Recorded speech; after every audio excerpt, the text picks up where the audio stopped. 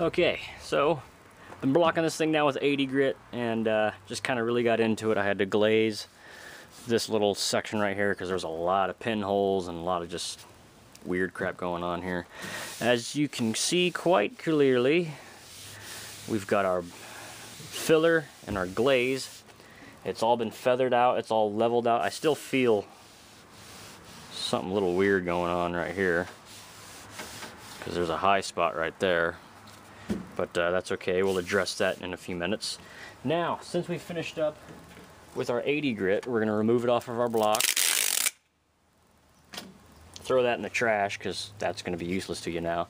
And now I have a piece of 180 on here. What the 180 is going to do, it's going to sand everything that we hit with our 80 grit down smooth enough to where when we reprime this, it's going to look pretty stinking close to how smooth the entire panel is going to look, and it's going to make wet sanding this thing just a dream. So I started off by putting 2 coats of the DTS primer by House of Color, 4 parts primer, 1 part hardener to 1 part reducer. So I used it as a medium build just so we can get in here and figure out where we are. And yeah, now we're going to come back with our 180 grit. Now here's where I see some folks that get set up for failure a little bit. They get everything blocked down, they got rid of their guide coat, and they think everything's great. They're just going to buzz it with 180 and life's going to be good. What I recommend, re-guide coat it. Doesn't cost anything, you have it, just go for it. If you feel confident that the thing looks straight enough, hey, more power to you. I, on the other hand, want to be sure. Because even if you get your primer block down nice, straight, and smooth, and everything's looking great, and when you reprime it, it could be awesome again. You could have problems in your base coat, you could have problems in your clear coat. If you're using single stage, that's really going to hurt you. Because with single stage, the second you pull that trigger and you start painting, you have to commit. Through failure, not failure, you got to commit to it.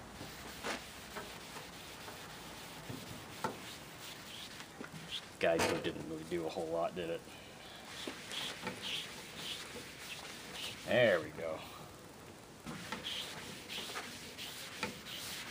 I think I mentioned it earlier, I usually don't use dry guide coat. I don't really like it. This is my first time using it, and after this is gone, I'll never buy it again. The spray is so much more efficient than this is.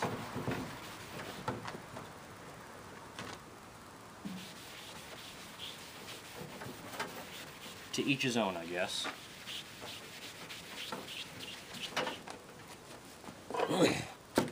Alright, once we got our thing guide coated again, now you can start to see some more imperfections right here on the lip of the door. Oop, I just kicked the camera.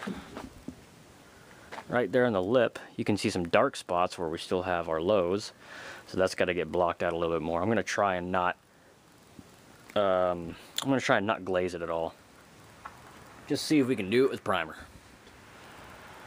Because these doors do not have any feather fill on it whatsoever. Put your mask on. Keep the process.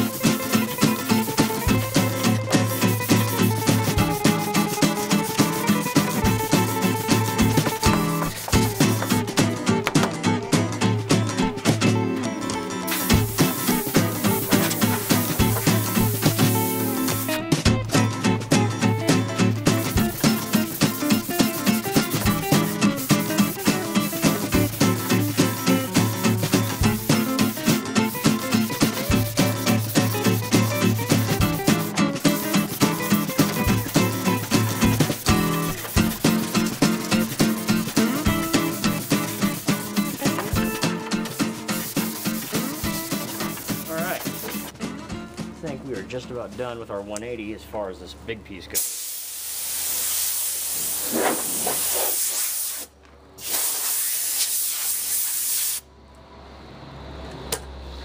Now let's talk about some blocking do's and don'ts.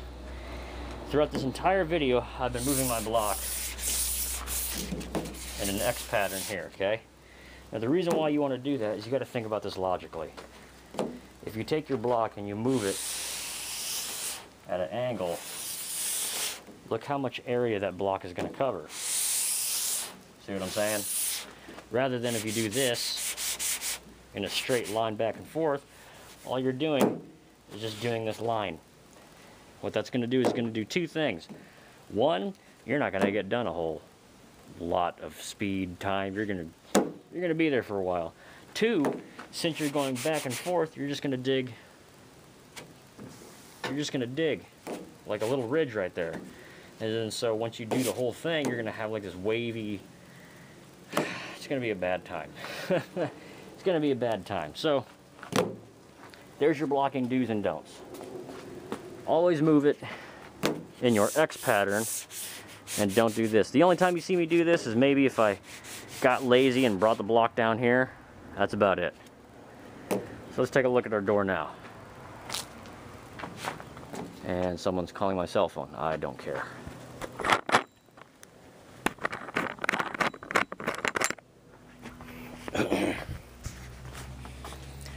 Okay, now that we've blocked it down more with our 180, you can see now where our issues are. And now when we go back to reprime this again, this time we're going to put 3 coats of this primer on there, and we're going to wet sand it with 600 wet. Once we go back and do this, it's going to be a beautiful looking door.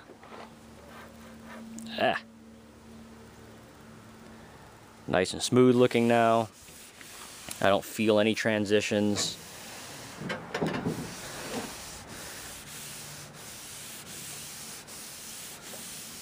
Yeah, that's feeling good.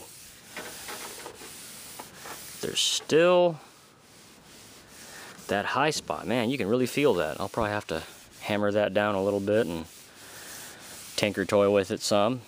But everything else is awesome. So there you have it. How to block sand your panels.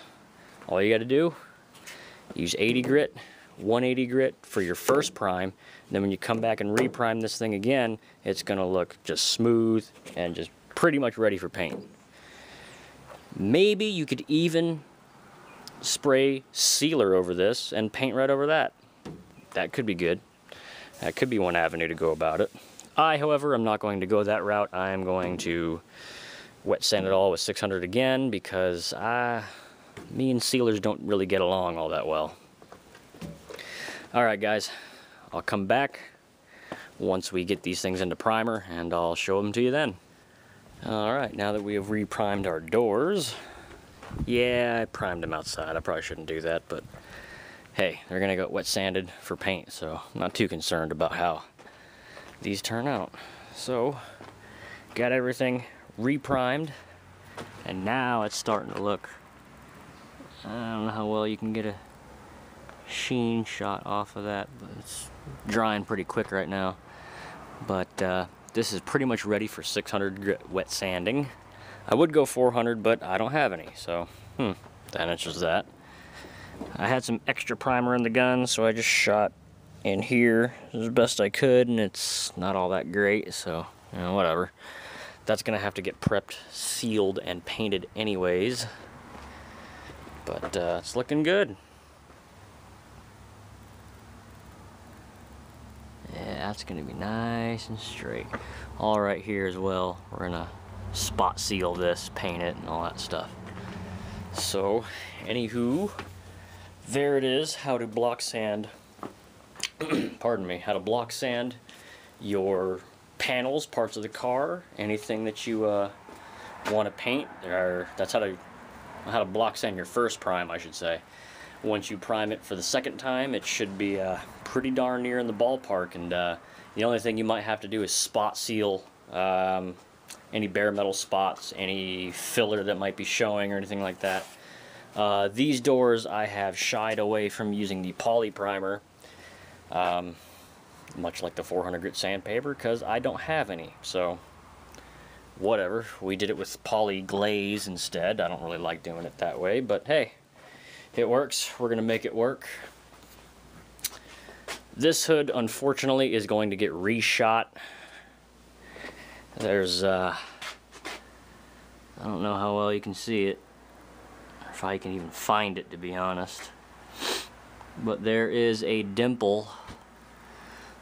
I think it might be right there. Yeah, that might be it.